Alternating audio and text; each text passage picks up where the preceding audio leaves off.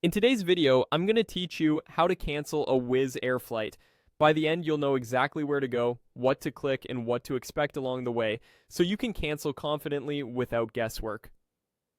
First, open your browser and go to wizzair.com. Make sure you're on the correct regional site and that the language is set to something you're comfortable with. Having your booking details handy, like your confirmation code and the last name on the reservation, will make the process smoother. A stable internet connection helps too, especially if you're traveling and using mobile data. Once the homepage loads, look to the top of the screen for the check-ins and bookings option.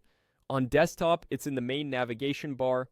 On mobile, it might be inside the main menu or under a profile icon. This is the hub for managing existing reservations, so it's the doorway to everything you need for changes, check-ins, and cancellations.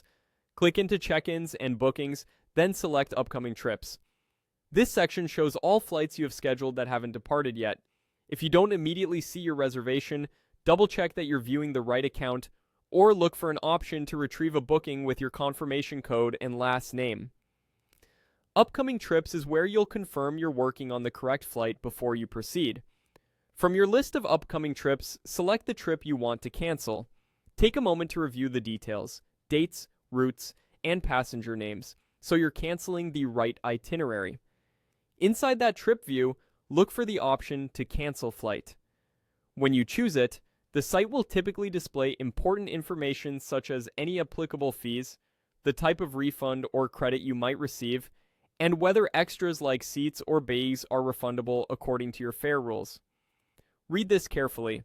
Policies can vary based on the fare you purchased and how close you are to the departure time. When you're ready, proceed with the cancellation. You may be asked to confirm your choice one more time. After confirming, you should see an on-screen message indicating the cancellation is complete. Keep a note of any reference shown there. In most cases, you'll also receive an email summarizing what was canceled and what refund or credit to expect.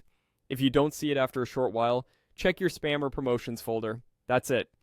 You went to wizzair.com, opened check-ins and bookings, entered upcoming trips, and selected your trip to cancel the flight.